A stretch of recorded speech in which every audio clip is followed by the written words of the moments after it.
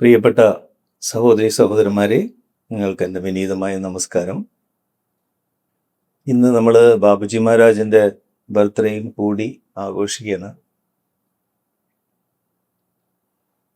നിങ്ങൾക്കറിയാം, കഴിഞ്ഞ ലാലാജി മഹാരാജിൻ്റെ ബർത്ത്ഡേ വളരെ വിപുലമായിട്ടാണ് ദാജി ആഘോഷിച്ചത്. ആ സമയത്ത് നമ്മുടെ മിഷനിൽ ഇതുവരെ ഇല്ലാത്ത രീതിയിൽ അദ്ദേഹം 7 സുപ്രധാനമായിട്ടുള്ള മെസ്സേജുകൾ നമുക്ക് തരികയുണ്ടായി. 7 നമ്മൾ ജീവിതകാലം മുഴുവൻ വായിച്ച് മനനം ചെയ്ത് സ്വാംശീകരിക്കേണ്ട ആശയങ്ങളാണ്. അപ്പോൾ അതിന് തുടർച്ചയായിട്ടാണ് ഇത്തവണത്തെ ബാബുജി മഹാരാജിൻ്റെ ബർത്ത്ഡേയിൽ അദ്ദേഹം നമുക്ക് 2 മെസ്സേജുകൾ തരികയുണ്ടായി. അപ്പോൾ ലാലാജി മഹാരാജിൻ്റെ ബർത്ത്ഡേയുടെ തുടർച്ചയാണ് അത്.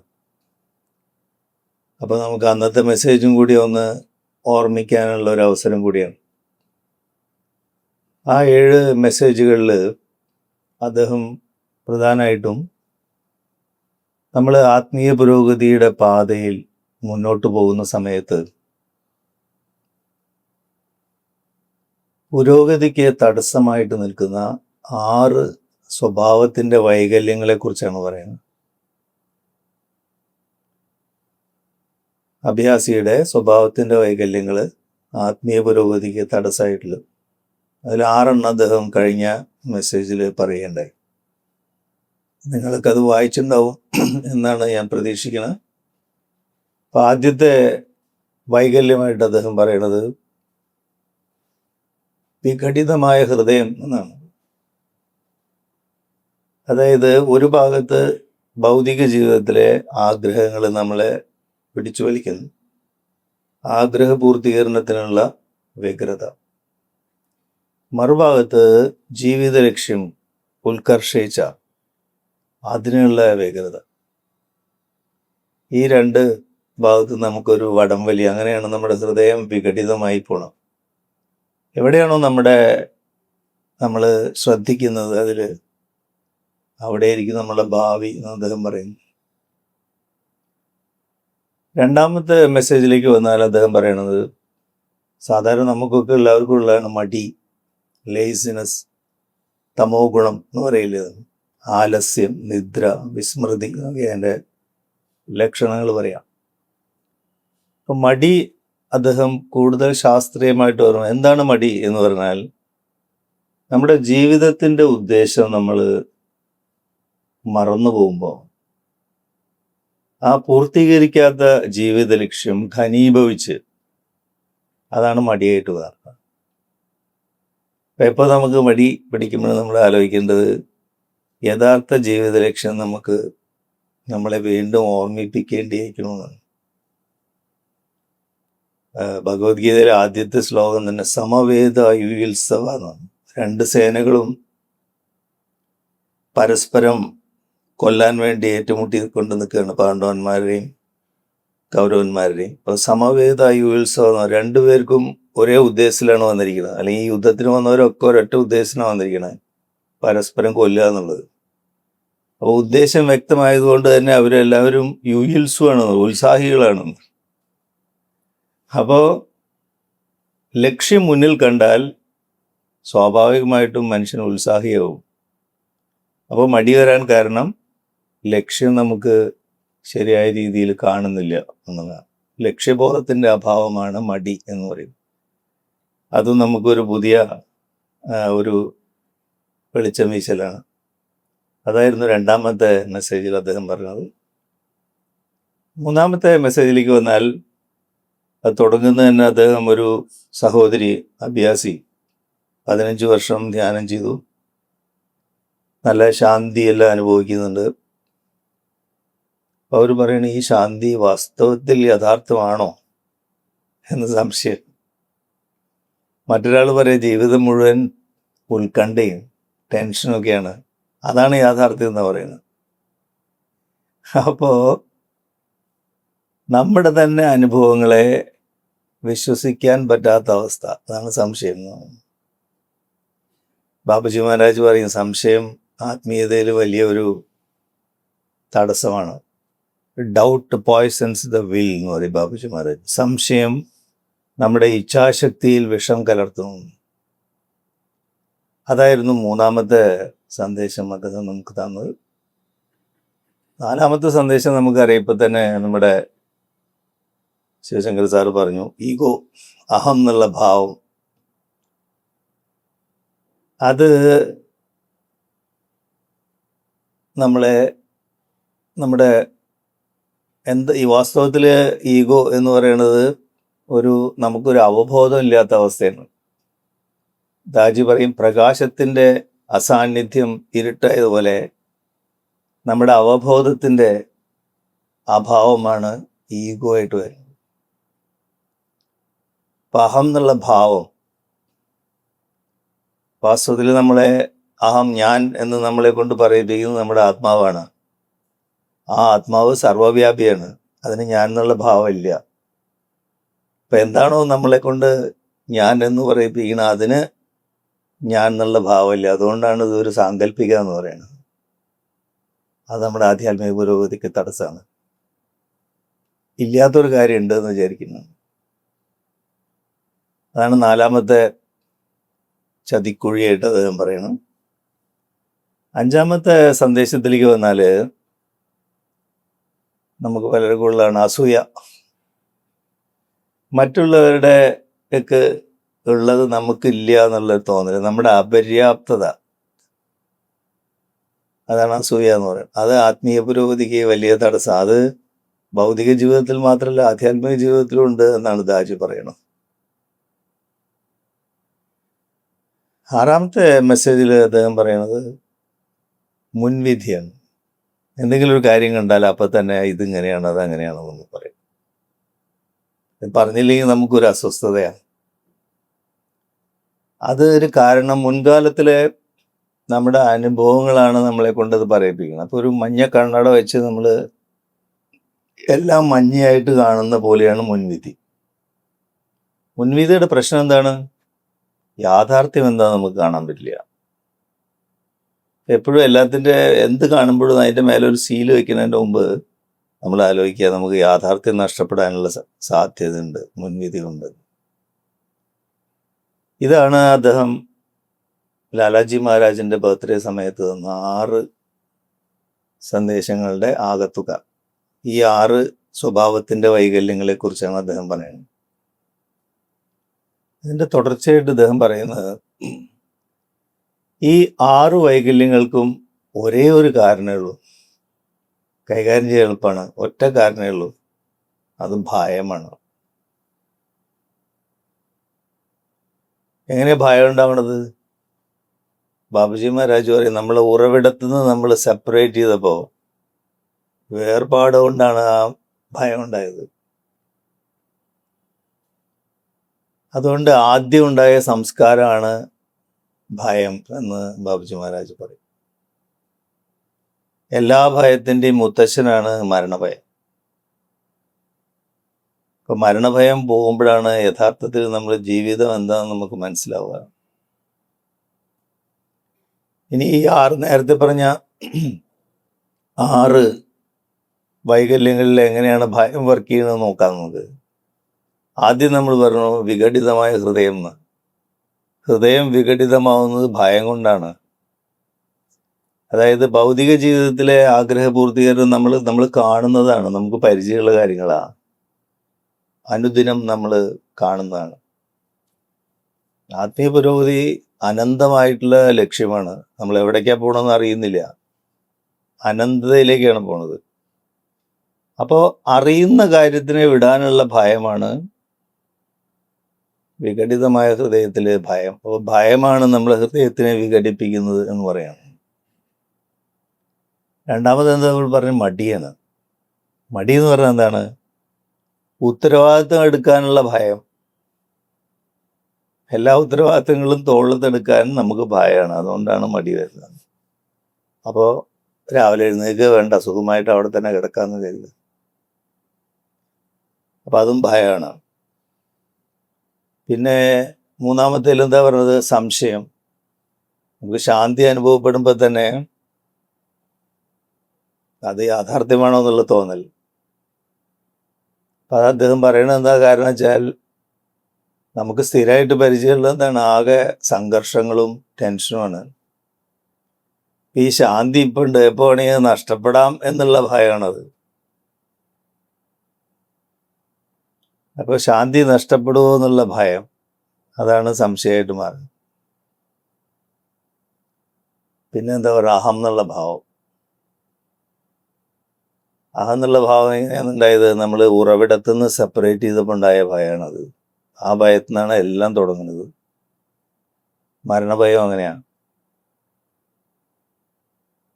അപ്പോൾ ദിവ്യമായ ഉറവിടത്തു നിന്ന് നമ്മൾ സെപ്പറേറ്റ് ആയി എന്നുള്ള തോന്നലാണത്, യാഥാർത്ഥ്യമല്ല. അതെന്നാണ് അഹം എന്നുള്ള ഭാവം ഉണ്ടാവുന്നത്. പിന്നെ എന്താ പറഞ്ഞത്, അസൂയ. അസൂയ എന്ന് പറഞ്ഞാൽ നമുക്ക് എന്തോ അപര്യാപ്തത ഉണ്ടെന്നുള്ള ആ അപര്യാപ്തതയിനുള്ള ഭയമാണ്. വാസ്തവത്തിൽ എല്ലാവരും ഉള്ളിലുള്ളത് ദിവ്യമായിട്ടുള്ള ആത്മാവാണ്. ഒരു അപര്യാപ്തത നമുക്ക് ആർക്കും ഇല്ല. അപ്പം അപര്യാപ്തതയെ നമ്മൾ ഭയപ്പെടുന്നു. എന്തുകൊണ്ടാണ്? യാഥാർത്ഥ്യം എന്താണെന്ന് അറിയാത്തതുകൊണ്ടാണ്. അപ്പം അപര്യാപ്തതയോടുള്ള ഭയമാണ് അസൂയയായിട്ട് മാറുന്നത്. മുൻവിധിയോ? മുൻവിധി ഒരു മഞ്ഞ കണ്ണാട വെച്ച് നോക്കിയാൽ എല്ലാം മഞ്ഞയായിട്ട് കാണുന്നു, എല്ലാം ഫിക്സ്ഡ് ആണ് കാര്യങ്ങൾ. നേരെ മറിച്ച് മുൻവിധി ഇല്ലാത്തൊരു കാര്യത്തിനെ നോക്കുക എന്ന് പറഞ്ഞാൽ ഹൃദയം തുറന്നൊരു കാര്യം കാണാൻ ശ്രമിക്കുക, അതിനെ നമുക്ക് ഭയമാണ്. ഇപ്പം നമ്മളൊരു റൂമിൽ അടച്ചിരിക്കുകയാണ്, ജനലും വാതിലും ഒക്കെ അടച്ചിട്ടുണ്ട്, നമ്മൾ സേഫാന്നുള്ള തോന്നൽ. ജനലെ തുറന്നു കഴിഞ്ഞാൽ നല്ല ഇളം കാറ്റ് ഉള്ളിലേക്ക് വരും, പക്ഷെ ആ കാറ്റിൻ്റെ കൂടെ മറ്റെന്തെങ്കിലും വരുമോ എന്നുള്ള ഭയം. അപ്പോൾ തുറന്ന ഹൃദയത്തോടു കൂടിയുള്ള സമീപനത്തിന് നമുക്ക് ഭയമാണ്. അതുകൊണ്ടാണ് നമ്മൾ ഹൃദയം മൂടി വെച്ച ആളുകളോട് ഇടപെടുന്നത്. അപ്പോൾ ഈ 6 വൈകല്യങ്ങൾക്കും ഒരേ ഒരു കാരണം എന്ന് പറയുന്നത് ഭയമാണ്. അപ്പോൾ നമുക്ക് കൈകാര്യം ചെയ്യാൻ എളുപ്പമായി. ഒറ്റ ശത്രുവുള്ളൂ നമുക്ക്, ഭയം എന്ന് പറയും. അത് തന്നെ നമ്മൾ പറഞ്ഞു, എല്ലാ ഭയത്തിൻ്റെയും മുത്തശ്ശൻ എന്താണ്? മരണഭയം. അപ്പോൾ മരണഭയത്തിനെ നമ്മൾ അതികടക്കുമ്പോഴാണ്, മരണഭയം നമ്മളെ വിട്ടുപോകുമ്പോഴാണ് യഥാർത്ഥത്തിൽ ജീവിതത്തിൻ്റെ മഹത്വം നമുക്ക് മനസ്സിലാവുക. ഇത് ജീവിതത്തിൻ്റെ അവസാനമാകുമ്പോഴേക്കും ആളുകൾക്ക് കൂടുതൽ ഭയമാണ്, മരണഭയം. ഇത്ര നാൾ ജീവിച്ചല്ലോ എന്നുള്ള ചിന്തയേ ഇല്ല. കൂടുതൽ മരണഭയമാണ്, കൂടുതൽ വാർദ്ധക്യത്തിൽ കിടക്കുന്നത്. അപ്പം അത് വ്യക്തമാക്കാൻ വേണ്ടിയിട്ട് ദാജിയുടെ കഠോപനിഷത്തിനെ ഉദാഹരണമായിട്ട് എടുത്തിരിക്കുന്നു. വിവേകാനന്ദ സ്വാമികളുടെ ഏറ്റവും പ്രിയപ്പെട്ട ഉപനിഷത്താണ് കഠോപനിഷത്ത്.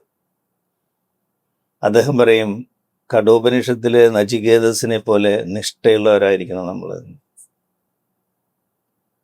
അപ്പോൾ ഉപനിഷത്ത് കഥ ഇതാണ്. നചികേതസ് എന്ന് പറഞ്ഞാൽ 5 വയസ്സായ ഒരു ബ്രാഹ്മണകുമാരൻ.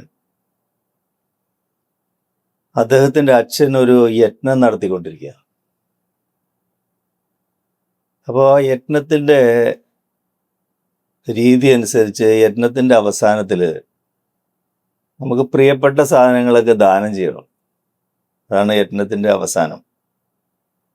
അപ്പോൾ ഈ ഇദ്ദേഹത്തിൻ്റെ അച്ഛൻ എപ്പോഴും പറയാറുണ്ട്, എനിക്ക് ഏറ്റവും പ്രിയപ്പെട്ടത് എൻ്റെ മകൻ നചികേതസാണ്.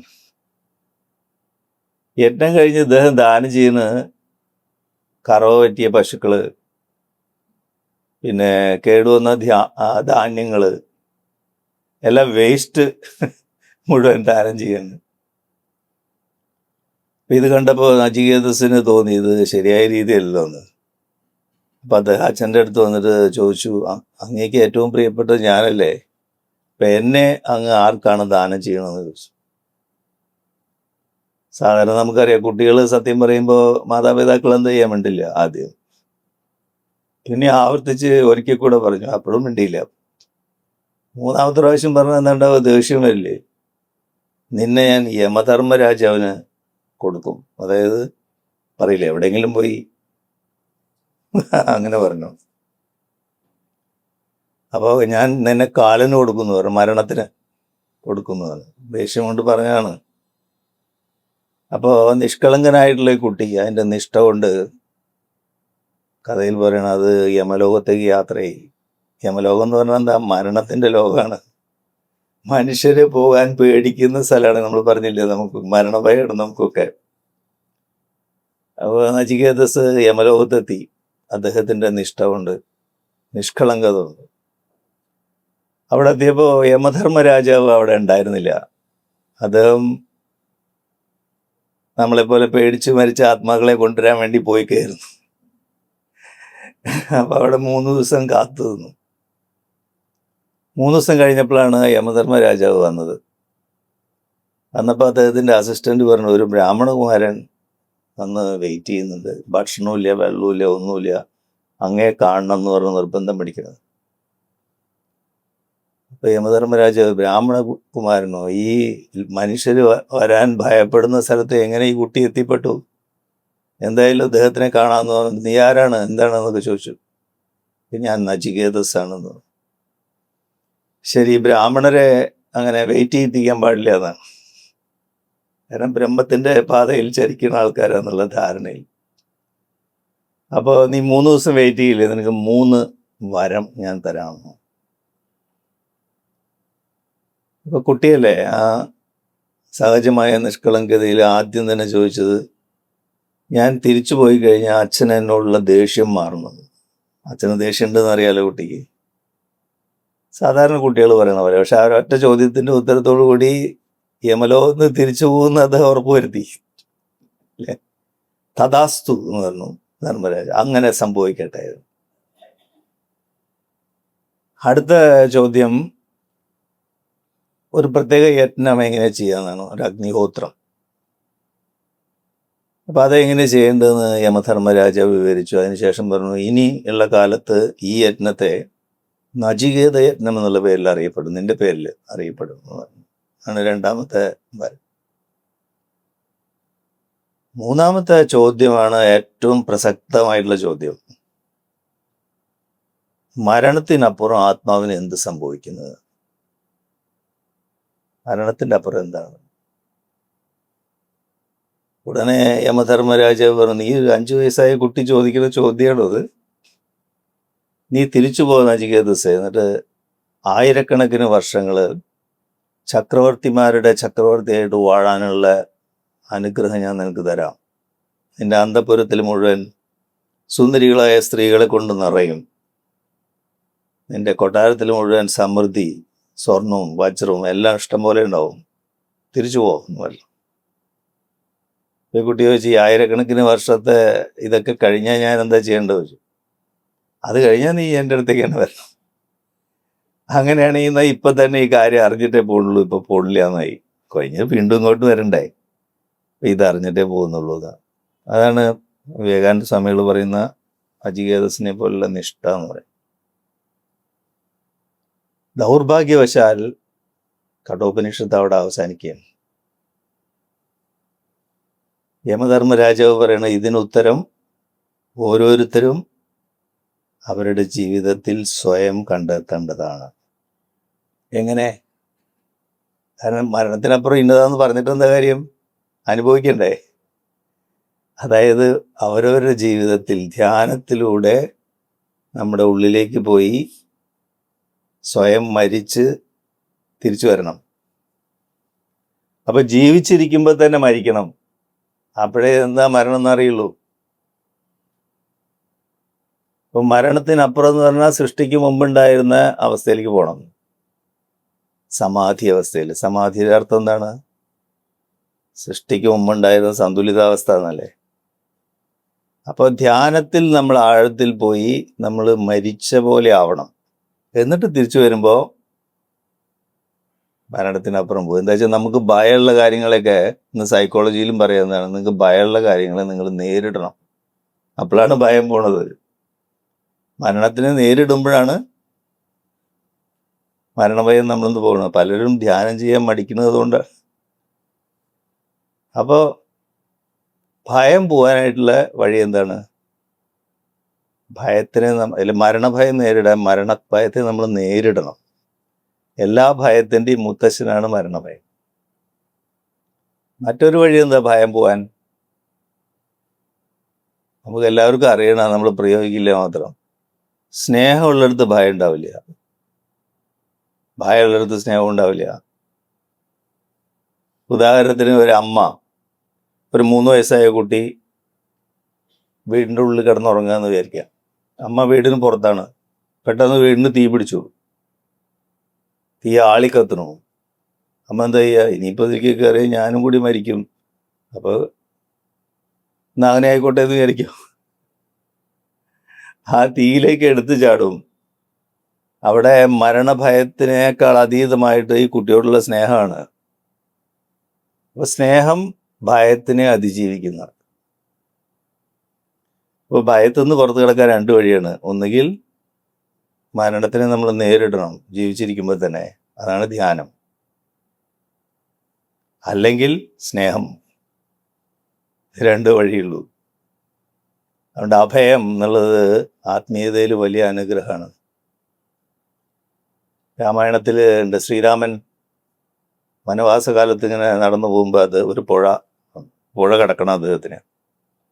അപ്പോൾ ഒരു തോണിക്കാരൻ അവിടെ റെഡി ആയിട്ട് നിൽക്കുന്നുണ്ട്. അദ്ദേഹം ജന്മജന്മാന്തരങ്ങളായിട്ട് ശ്രീരാമനെ കാത്തു നിൽക്കുക. ശ്രീരാമൻ ആ തോണിയിൽ കയറി അപ്പുറത്തേക്ക് കടന്നു. അപ്പോൾ ശ്രീരാമൻ ചോദിക്കും, നീ എന്നെ ഈ പുഴ കടക്കാൻ സഹായിച്ചു, ഞാൻ എന്താണ് നിനക്ക് തരേണ്ടത്? അപ്പം അദ്ദേഹം പറയും, ഞാൻ അങ്ങേ ഈ ഭൗതികമായിട്ടുള്ള പുഴ കടക്കാൻ സഹായിച്ചു, അങ്ങ് എന്നെ സംസാരസാഗരം കടക്കാൻ സഹായിച്ചാലൊന്ന്. അപ്പൊ ശ്രീരാമൻ അദ്ദേഹത്തിനെ, കടത്തുകാരനെ കെട്ടിപ്പിടിച്ച്, ഞാൻ നിനക്ക് അഭയം തരണമെന്ന്. അഭയം എന്ന് പറഞ്ഞാൽ ഭയമില്ലാത്ത അവസ്ഥ, ഏറ്റവും വലിയ ഉന്നതമായ ആത്മീയതയിലെ അനുഗ്രഹമാണ്. ഇദ്ദേഹം, എനിക്ക് വീടൊന്നുമില്ല, അതൊക്കെ ഒരു വീടും ഒക്കെ ഉണ്ടായാൽ നന്നായിരുന്നു എന്നല്ല ചോദിച്ചത്. സംസാരസാഗരം തരണം ചെയ്യാൻ അങ്ങ് എന്നെ അനുഗ്രഹിക്കണമെന്നാണ് ഈ പാവം കടത്തുകാരൻ ചോദിക്കുന്നത്. അതിനാണ് അദ്ദേഹം അവിടെ കാത്തു നിൽക്കുന്നത്. ശ്രീകൃഷ്ണന്റെ കഥയിലുണ്ട്, ഭഗവത്ഗീതയിൽ എന്താണ്, സർവധർമാൻ പരിത്യജ്യ മാമേകം ശരണം വ്രജ. അതിൻ്റെ അർത്ഥം ഇതാണ്, അഹം ത്വാ സർവപാപേഭ്യോ മോക്ഷയിഷ്യാമി മാ ശുച. നീ എല്ലാ ധർമ്മങ്ങളെയും പരിത്യജിച്ചുകൊണ്ട് എനിക്ക് ശരണാഗതി പ്രാപിക്കൂ അർജുന. നിന്നെ ഞാൻ മോക്ഷപ്രാപ്തിയിലേക്ക് കൊണ്ടുപോകാം, സർവ പാപങ്ങളിലും നിന്നെ ഞാൻ മോചിപ്പിച്ച് നിനക്ക് ഞാൻ അഭയം തരാമെന്ന് പറയാം. ഈ 2 അവതാരങ്ങളും ഒരേ മാതിരി അത് പറയണത്, ഭയത്തിൽ നിന്ന് നമ്മളെ പുറത്തെടുക്കാന്നാണ്. ഇനി ദാജി ഇതിൽ തന്നെ പറയണു, ബൃഹദാരണ്യക ഉപനിഷത്ത് എന്ന് പറഞ്ഞിട്ട് ഉപനിഷത്തുണ്ട്, വലിയ ഒരു ഉപനിഷത്ത്. അതുകൊണ്ടാണ് ബൃഹദാരണ്യക ഉപനിഷത്തിന് പേര്. അതിൽ ഭയത്തിനെ പറയണത്, ഭയത്തിന് കാരണം നമ്മിൽ നിന്ന് വ്യത്യസ്തമായിട്ട് മറ്റൊന്നുണ്ട്, 2 ഉണ്ട് എന്നുള്ള ചിന്തയെന്നാണ്. ദ്വൈതഭാവത്തിൽ നിന്നാണ് ഭയം ഉണ്ടാവും. അപ്പോൾ ലാലാജി മഹാരാജ് പറയും, ബ്രഹ്മൻ ആത്മൻ 2 എണ്ണമായിട്ട് പറയുന്നത്. ബ്രഹ്മൻ എന്ന് പറഞ്ഞാൽ ബൃഹ പ്ലസ് മൻ എന്നാണ് അദ്ദേഹം അതിനെ വിശദീകരിക്കുക. അതായത് സമഗ്രമായ ചിന്തയും സമഗ്രമായ വികസനവുമാണ് ബ്രഹ്മത്തിൻ്റെ സ്വഭാവം. ആത്മാവോ ചിന്തയും ചലനവുമാണ്. ആത്മാവ് ചിന്തിക്കണു, ബോധം ചലിക്കണു. അപ്പോൾ ചിന്ത, ചലനം. മറ്റത് സമഗ്രമായ ചിന്ത, സമഗ്രമായ വികസനം എല്ലാ ദിശയിലും. അപ്പോൾ ബ്രഹ്മത്തിൽ നിന്ന് ആത്മാവ് സെപ്പറേറ്റ് ആയപ്പോൾ നമ്മൾ പറഞ്ഞു, അപ്പോഴാണ് അതിന് ഭയം ഉണ്ടായത്. അത് ചുറ്റും നോക്കി ഞാൻ എന്ന് പറഞ്ഞു, ഇല്ലാത്തൊരു സംഗതിയാണ്. അപ്പോൾ ഒരിടത്തുനിന്ന് സെപ്പറേറ്റ് ചെയ്തു എന്ന് അതിന് മനസ്സിലായി. അപ്പോൾ അത് അതിൻ്റെ അവസ്ഥ നോക്കി, അത് ചിന്തിക്കണു, അതിൻ്റെ ബോധം ചലിക്കണു. അതാണ് ആത്മൻ എന്ന് ലാലാജി മഹാരാജ് പറഞ്ഞു. ബ്രഹ്മത്തിന് നോക്കിയത് അതെന്താ ചെയ്യണത്? അതിന് സമഗ്രമായ ചിന്തയും എല്ലാ ഡയറക്ഷനിലുള്ള വികാസമാണ്. അപ്പോൾ തൻ്റെ അവസ്ഥയേക്കാൾ മെച്ചപ്പെട്ട അവസ്ഥയാണ് ബ്രഹ്മത്തിൻ്റെതെന്ന് ആത്മന് മനസ്സിലായി. അപ്പോൾ ബ്രഹ്മത്തെ പോലെ ആകാനുള്ള ആഗ്രഹം. അപ്പോൾ ആ ഭയമുണ്ട് അതിനോടൊപ്പം, ഞാൻ സെപ്പറേറ്റ്. അതുകൊണ്ടാണ് ബൃഹദാരണ്യക ഉപനിഷത്ത് 2 എന്നുള്ള ചിന്തയിൽ നിന്നാണ് ഭയം ഉണ്ടാവുന്നത്. അപ്പോൾ ആത്മാവ് അതിൻ്റെ ഉള്ളിലേക്ക് നോക്കിയാൽ അതിനെന്താ മനസ്സിലാവുക? അതിൽ നിന്ന് വ്യത്യസ്തമായിട്ടൊന്നുമില്ല. ആത്മാവ് എന്ന് പറയുന്നത് ദിവ്യത്വമാണ്, അതിനപ്പുറത്തൊന്നുമില്ല. അപ്പോൾ ഭയം എങ്ങനെ ഇല്ലാണ്ടാവും? ഇപ്പോൾ ഈ സൈക്കോളജിയിലൊക്കെ ഭയത്തിന് ഫിയർ എന്ന് പറയില്ലേ, FEAR, അതിനവർ ഫുൾ ഫോം പറയാ ഫാൾസ് എവിഡൻസ് അപ്പിയറിങ് റിയാലിറ്റി എന്ന്. ഫാൾസ് എവിഡൻസ് അപ്പിയറിങ് റിയാലിറ്റി, തെറ്റായ തെളിവുകൾ യാഥാർത്ഥ്യമായിട്ട് തോന്നുന്നു. സൈക്കോളജി തന്നെ ഒരുപാട് ഫോബിയകളായിട്ട് പറയും. ഫോബിയ എന്ന് പറഞ്ഞാൽ ഫിയറാണ്. അപ്പോൾ തെറ്റായിട്ടുള്ള ചിന്തയാണ് കാരണം. ഞാൻ സെപ്പറേറ്റ് ആണെന്ന് ചിന്തിക്കണം, സെപ്പറേറ്റ് അല്ല എന്നതാണ് വാസ്തവം. ആത്മനും ബ്രഹ്മനും തമ്മിൽ വാസ്തവത്തിൽ വ്യത്യാസമൊന്നും തന്നെ ഇല്ല. അപ്പം എന്താണ് പരിഹാരം? ശരിയായ ചിന്തയാണ് അതിന് പരിഹാരം. അതുകൊണ്ടാണ് ദാജി എപ്പോഴും right thinking, correct understanding and honest approach to life. ശരിയായ ചിന്ത, ശരിയായ രീതിയിൽ കാര്യങ്ങൾ ഗ്രഹിക്കുക, ജീവിതത്തിനോട് സത്യസന്ധമായ സമീപനം. അതാണ് നമ്മളെ ഭയത്തുനിന്ന് മോചനം കൊടുക്കുന്ന സംഗതി. ഈ ഒരൊറ്റ കാര്യം നമ്മൾ അറിഞ്ഞിരുന്ന ഹാർട്ട്ഫുൾനെസ് കംപ്ലീറ്റ് ആയി ശരിക്കും പറഞ്ഞാൽ. ഇപ്പം ധ്യാനത്തിൽ നമ്മൾ ഇരിക്കുമ്പോൾ ആത്മാവ് അതിൻ്റെ ഉള്ളിലേക്ക് നോക്കി, അപ്പോൾ മനസ്സിലായത് എന്താണ്? ഞാൻ ദിവ്യത്വത്തിൻ്റെ ഉറവിടം എൻ്റെ ഉള്ളിലുണ്ട്, എന്നിൽ നിന്ന് വ്യത്യസ്തമായിട്ട് മറ്റൊന്നും തന്നെ ഇല്ല. അതോടെ ഭയം നീക്കം ചെയ്യപ്പെട്ടു. നമ്മൾ ഹാർട്ട്ഫുൾനെസ് മെഡിറ്റേഷനിൽ എന്താ ചെയ്യുന്നത്? നമ്മുടെ കണ്ണടച്ച് നമ്മുടെ ഉള്ളിലേക്ക് തിരിഞ്ഞിട്ട് ആദ്യത്തെ ശരിയായ ചിന്ത നമ്മൾ പ്രയോഗിക്കണം. അതുവരെ നമ്മുടെ ചിന്തകളൊന്നും കറക്റ്റ് അല്ല. അതാണ് ഈ ഭയത്തിന് കാരണം. ആദ്യത്തെ ശരിയായ ചിന്ത എന്താണ്? എൻ്റെ ഹൃദയത്തിൽ ദിവ്യപ്രകാശത്തിൻ്റെ ഉറവിടമുണ്ട് എന്നല്ലേ? എന്നിട്ട് സ്നേഹത്തോടെ നമ്മൾ ഇരിക്കണം. നമ്മൾ നേരത്തെ പറഞ്ഞു, സ്നേഹവും ആണ് ഒരു വഴി ഭയത്തു നിന്ന് മോചനം വരാൻ. മറ്റൊന്ന് എന്താ? മരണത്തിൽ നമ്മൾ അഭിമുഖീകരിക്കണം. അഭിമുഖീകരിക്കണം എങ്ങനെയാണ്? റൈറ്റ് തിങ്കിങ്, കറക്റ്റായിട്ടുള്ള ചിന്തയിലൂടെയാണ്. ആ കറക്റ്റായിട്ടുള്ള ചിന്തയാണ് എന്ത്? എൻ്റെ ഹൃദയത്തിൽ ദിവ്യത്വത്തിൻ്റെ ഉറവിടം ഉണ്ടെന്ന്. അങ്ങനെ ചിന്തിക്കുമ്പോൾ എന്ത് സംഭവിക്കും? ഭയമില്ലാണ്ടേ. ഇപ്പം ഈ ഭയം ഉള്ളപ്പോഴാണ് നമ്മൾ അസ്വസ്ഥരാവണത്. ഹാർട്ട്ഫുൾനെസ്സിലെ ആദ്യത്തെ സിറ്റിങ്ങിൽ എന്താ സംഭവിക്കുന്നത്? നമുക്ക് ശാന്തി അനുഭവപ്പെടും. ഇപ്പം ഭയം ഉള്ളപ്പോൾ ശാന്തി അനുഭവപ്പെടില്ല നമുക്ക്. ഇപ്പം ശാന്തി അനുഭവപ്പെടാൻ കാരണം എന്താണ്? സംപ്രേഷണമാണ് അതിന് കാരണം. അപ്പോൾ സംപ്രേഷണം എവിടെ നിന്നാണ് വരുന്നത്? ട്രാൻസ്മിഷൻ. ആദിപ്രകൃതിയിൽ നിന്ന്, സൃഷ്ടിക്ക് മുമ്പുണ്ടായിരുന്ന സന്തുലിതാവസ്ഥയിൽ നിന്നാണ് സംപ്രേഷണം വരുന്നത്. സൃഷ്ടിക്ക് മുമ്പുണ്ടായിരുന്ന അവസ്ഥ എന്ന് പറഞ്ഞാൽ മരണത്തിനും അപ്പുറത്തുള്ള അവസ്ഥയാണ്. ആദിപ്രകൃതി, അതിനെ സ്ത്രീ തത്വം എന്നാണ് പറയുന്നത്. കാളി എന്നാണ് ഹിന്ദു ധർമ്മത്തിൽ ആദിപ്രകൃതിയെ പറയണത്. അതാണ് ആദ്യം ഉണ്ടായിരുന്നതെന്നാണ്. പരിപൂർണമായ സന്തുലിതാവസ്ഥ. സംപ്രേഷണം അവിടെ നിന്നാണ് വരുന്നത്. അതിൽ പുരുഷൻ അല്ലെങ്കിൽ ഈശ്വരൻ ഇടപെട്ടു. അങ്ങനെ ഈ പുരുഷൻ സ്ത്രീ എന്നുള്ള പൊളാരിറ്റി നിന്നാണ് സൃഷ്ടി ഉണ്ടായത്. അപ്പോൾ ഊർജം പല ലെവലിൽ ഇങ്ങനെ ഘനീഭവിച്ചാണ് ഇന്ന് കാണുന്ന ബൃഹത്തായിട്ടുള്ള സൃഷ്ടി ഉണ്ടായത്. സെപ്പറേഷൻ വന്നത് അങ്ങനെയാണ്. ആ സെപ്പറേഷൻ അല്ലെങ്കിൽ വേർപാടാണ് നമ്മളിൽ ഭയം ഉണ്ടാക്കിയത്. ഈ സംപ്രേഷണം എന്ത് ചെയ്യും? നമ്മുടെ ഉള്ളിൽ പ്രവേശിച്ച് നമ്മുടെ ഭയത്തിനെ അലിയിച്ച് കളയും. എങ്ങനെ?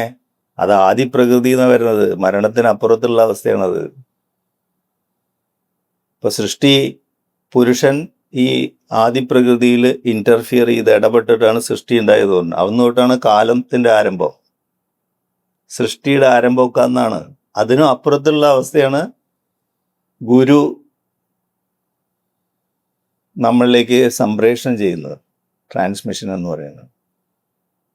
അപ്പൊ സംപ്രേഷണവും ശരിയായ ചിന്ത, ധ്യാനം കൂടി ചേരുമ്പോഴാണ് നമ്മൾ ഭയത്തിൽ നിന്ന് പുറത്തു വരുന്നത്. അപ്പോൾ നമ്മൾ ആലോചിക്കും, നമുക്ക് ഭയം പോയി. ആദ്യത്തെ സിറ്റിങ്ങിൽ ആദ്യത്തെ സംസ്കാരം ബാബുജി മഹാരാജ് പറഞ്ഞു ഭയമാണെന്ന്. ആദ്യത്തെ സിറ്റിങ്ങിൽ തന്നെ ശാന്തി നമുക്ക് അനുഭവപ്പെടാൻ കാരണം എന്താണ്? ഭയത്തിൻ്റെ ആധിക്യം കുറഞ്ഞു എന്ന് കാണിക്കുന്നത്. ആദ്യത്തെ സംസ്കാരം തന്നെ നീക്കം ചെയ്യുന്നു നമ്മൾ.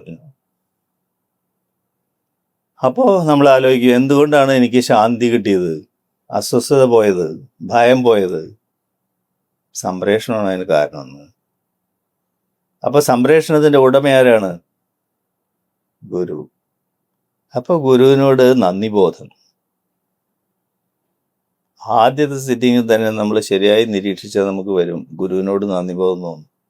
നന്ദിബോധം എന്ന് പറയുന്നത് എന്താണ്? സ്നേഹത്തിന്റെ ഉദാത്തമായ ഭാവമാണ്. അത് സ്നേഹമായിട്ട് മാറും. സ്നേഹം നമ്മളെ അദ്ദേഹത്തിന്റെ സ്മരണയിലേക്ക് നയിക്കും. സ്നേഹമാണ് നമ്മളെ ഗുരുസ്മരണയിലേക്ക് നയിക്കുന്നത്. സ്മരണയാണ് ആശ്രിതത്വം. അപ്പൊ അദ്ദേഹത്തിന്റെ മേലെ ആശ്രിതത്വമായി നമുക്ക്. ആ ആശ്രിതത്വമാണ് നമ്മൾ സമർപ്പണത്തിലേക്കും ഗുരുവിലുള്ള വിശ്വാസത്തിലേക്കും നമ്മളെ നയിക്കുന്നത്. ഇപ്പൊ ഭയത്തിന് അവിടെ പരിഹാരമായിട്ട് വരുന്നത് ആശ്രിതത്വമാണ്. ബാബുജി മഹാരാജ് പറയും, എല്ലാ മനുഷ്യനിലും ഒരു ശിശു സഹജമായിട്ടുള്ള സ്വഭാവമുണ്ട്. എന്താണ്? എല്ലാത്തിനും ഒരു ഉറപ്പ് വേണം. കുട്ടികൾക്ക് പ്രത്യേകിച്ച്. അപ്പൊ അച്ഛൻ്റെയും അമ്മയുടെ കൈ പിടിച്ചു കഴിഞ്ഞാൽ എത്ര ഇരുട്ടിലോ എവിടെ വേണമെങ്കിൽ പോകാൻ അവർക്ക് മടിയില്ല. ബാബുജി മഹാരാജ് പറയും, ആ ശിശു സഹജമായിട്ടുള്ള പ്രത്യേകത ഇന്നും മനുഷ്യനിലുണ്ട്.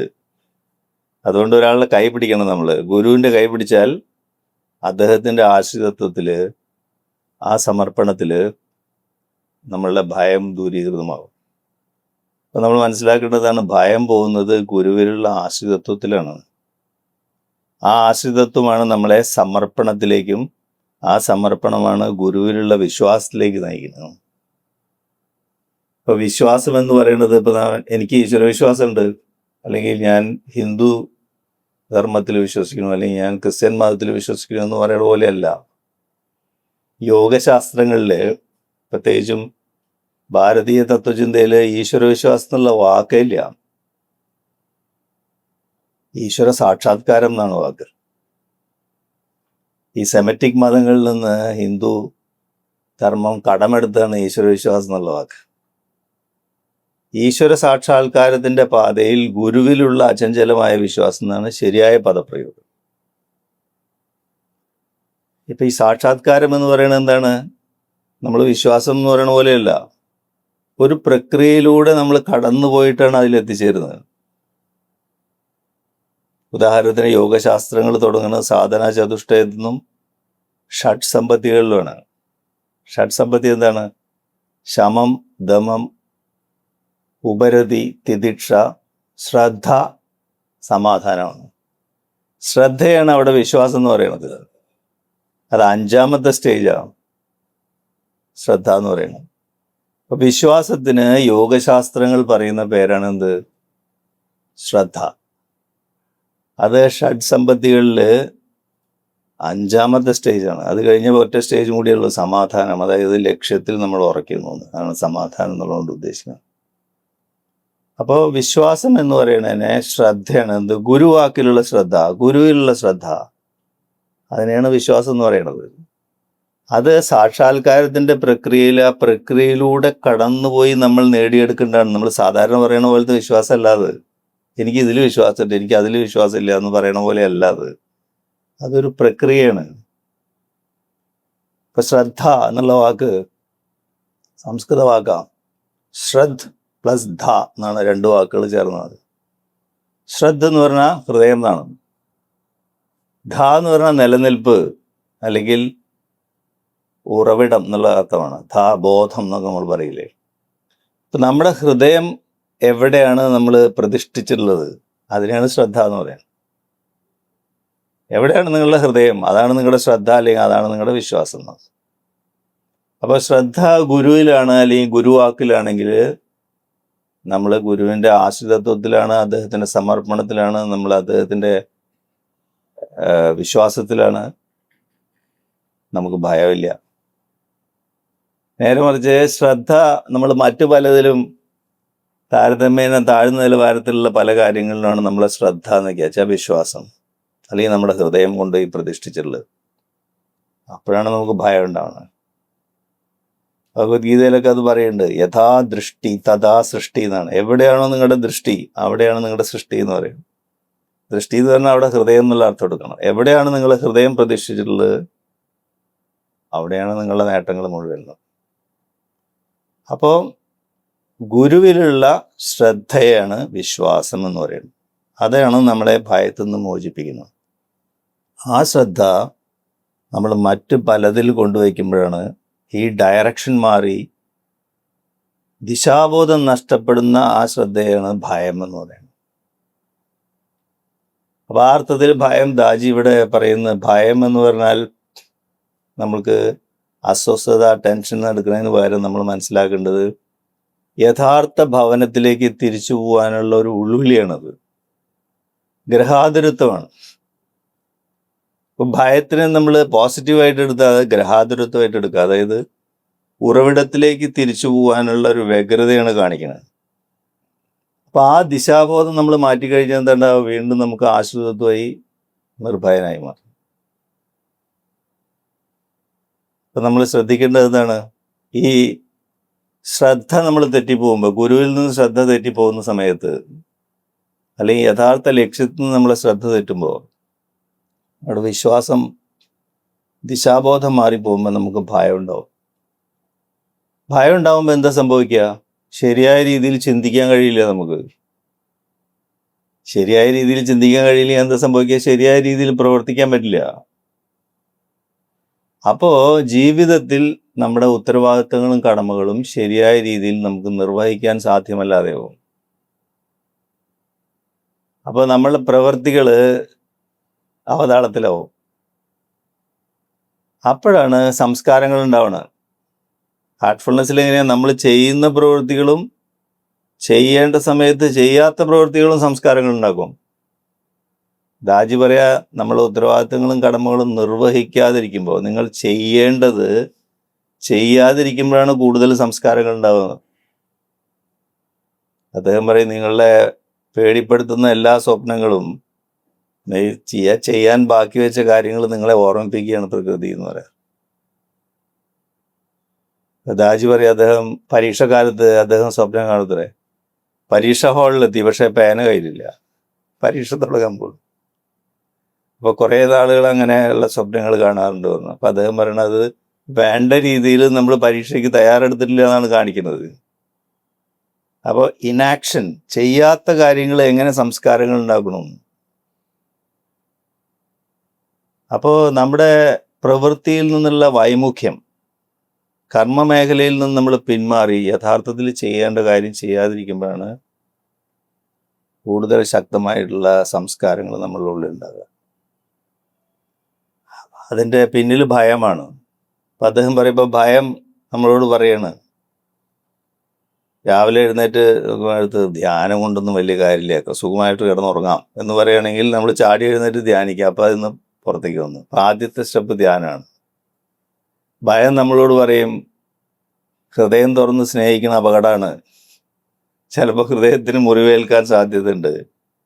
അങ്ങനെ ഭയം നമ്മൾ പറയുമ്പോൾ നമ്മൾ സ്നേഹിക്കണം. ഇപ്പോൾ പ്രകടിപ്പിക്കാത്ത സ്നേഹവും സംസ്കാരമായിട്ട് മാറും.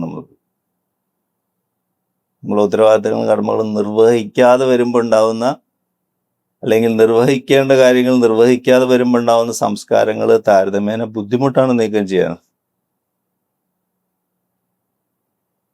അതുപോലെ ചില സന്ദർഭങ്ങളിൽ നമ്മൾ ചില കാര്യങ്ങൾ പറയേണ്ടി വരും, പക്ഷെ ഭയം കൊണ്ട് നമ്മൾ പറയില്ല. അപ്പോൾ ദാജി പറയണ, അങ്ങനെ തോന്നിയാൽ ഉടനെ പറഞ്ഞേക്കണത്. സ്നേഹം പ്രകടിപ്പിക്കാൻ ഭയം കൊണ്ട് വേണ്ട എന്ന് തോന്നുമ്പോൾ അത് പറയണം. അതുപോലെ തന്നെ രാവിലെ എഴുന്നേറ്റ് നല്ല സുഖമായിട്ട് ഉറങ്ങാം എന്ന് തോന്നുമ്പോൾ ധ്യാനം വേണ്ടേ, ഭയം പറയും ധ്യാനം കൊണ്ട് വലിയ കാര്യമൊന്നുമില്ല. അപ്പോൾ നമ്മൾ ചാടി എഴുന്നേറ്റ് ധ്യാനിക്കണം. അപ്പോൾ ചുരുക്കം പറഞ്ഞാൽ ഇതിൻ്റെ എല്ലാത്തിൻ്റെയും തുടക്കം എങ്ങനെയാണ്? ധ്യാനത്തിലാണ് എല്ലാത്തിൻ്റെയും തുടക്കം. എന്താ കാരണം? ധ്യാനം എന്ന് പറഞ്ഞാൽ ശരിയായ ചിന്തയാണ്. അതിൻ്റെ ഒപ്പം സംപ്രേഷണം എന്ന് പറയുന്നാൽ സൃഷ്ടിക്ക് മുമ്പുണ്ടായിരുന്ന സന്തുലിതാവസ്ഥയിൽ നിന്ന് വരുന്നതാണ്. അപ്പം ശരിയായ ചിന്തയും സംപ്രേഷണവുമാണ് നമ്മുടെ ഭയം പരിപൂർണമായിട്ട് നീക്കം ചെയ്യുന്നത്. അപ്പോൾ എത്ര ഉദാത്തമായ ഒരു സമ്പ്രദായമാണ് ഹാർട്ട്ഫുൾനെസ് മെഡിറ്റേഷൻ, ആലോചിച്ച് നോക്കൂ. ഇപ്പോൾ ഭയത്തിൽ നിന്ന് രക്ഷപ്പെടാൻ നമ്മൾ എന്താ പറഞ്ഞേ? ഭയത്തിനെ നമ്മൾ അഭിമുഖീകരിക്കണം. എങ്ങനെ? ശരിയായ ചിന്തയിലൂടെ. മറ്റൊന്ന് എന്താണ്? സംപ്രേഷണത്തിലൂടെ സൃഷ്ടിക്ക് മുമ്പുണ്ടായിരുന്ന അവസ്ഥയിലേക്ക് നമ്മുടെ ആന്തരിക നില പോകുമ്പോഴും നമ്മളിൽ നിന്ന് ഭയം വിട്ടുമാറുന്നത്. അപ്പോൾ ഈ മെസ്സേജിൻ്റെ ആകത്തുക നോക്കിക്കഴിഞ്ഞാൽ എന്താണ് ദാജി പറയണത് നമ്മളോട്? ആത്മീയ പുരോഗതിയുടെ പാതയിലുള്ള നമ്മുടെ 6 വ്യത്യസ്തമായിട്ടുള്ള സ്വഭാവ വൈകല്യങ്ങളെക്കുറിച്ച് അദ്ദേഹം നമ്മളോട് വിശദമായിട്ട് പറയുന്നു. അതിനെല്ലാത്തിനും കാരണം ഭയമാണെന്ന് പറയും. ഭയത്തിൻ്റെ പരിഹാരം പറയുന്നു. എന്താണ് ഭയത്തിൻ്റെ പരിഹാരം? ഇവിടെ വിശ്വാസമാണ്, ശ്രദ്ധയാണ്. ഗുരുവിലുള്ള ശ്രദ്ധയാണ് ഇതിന് പരിഹാരമായിട്ട് വരുന്നത്. ആ ശ്രദ്ധ എന്ന് പറയുന്നത്, അല്ലെങ്കിൽ വിശ്വാസം എന്ന് പറയുന്നത്, ധ്യാന പരിശീലനത്തിലൂടെയാണ് വരുന്നത്. അപ്പൊ ആദ്യത്തെ സ്റ്റെപ്പ് എന്താണ്? ധ്യാനമാണ്. ബാബുജി മഹാരാജ് പറയും, നിങ്ങൾ ഒരു സ്റ്റെപ്പ് ഗുരുവിൻ്റെ നേരെ വെച്ചാൽ 10 സ്റ്റെപ്പ് അദ്ദേഹം നമ്മളുടെ നേരെ വയ്ക്കും. നമ്മളുടെ ഒരു സ്റ്റെപ്പ് എന്ന് പറഞ്ഞു കഴിഞ്ഞാൽ ഒരടി ഉണ്ടാവുള്ളൂ. ഗുരുവിൻ്റെ ഒരു സ്റ്റെപ്പ് എന്ന് പറഞ്ഞാൽ വാമനൻ 3 അടി കൊണ്ട് പ്രപഞ്ചം മുഴുവൻ അളന്ന് തിട്ടപ്പെടുത്തിയ പോലെയാണ് ആ അടികൾ. അപ്പം ധ്യാനത്തിലാണ് നമ്മൾ ആദ്യത്തെ സ്റ്റെപ്പ് വയ്ക്കേണ്ടത് എന്നാണ് ഈ മെസ്സേജിൻ്റെ എല്ലാം ആകത്തുക. മറ്റൊന്ന്, ഹാർട്ട്ഫുൾനെസ് ധ്യാനം, സംപ്രേഷണത്തിൻ്റെ സഹായത്തോടുകൂടിയുള്ള ധ്യാനം ശരിയായ ചിന്തയിലേക്ക് നമ്മളെ നയിക്കുന്നു. അതോടുകൂടി ജീവിതത്തിൻ്റെ സമഗ്രമായ മേഖലയിലും വികാസമാണ് സംഭവിക്കുന്നത്. ഈ തത്വങ്ങളെല്ലാം ആത്മീയ ജീവിതത്തിൽ മാത്രമല്ല, ഭൗതിക ജീവിതത്തിലും പ്രായോഗികമാണ്. Thank you. നമസ്കാരം.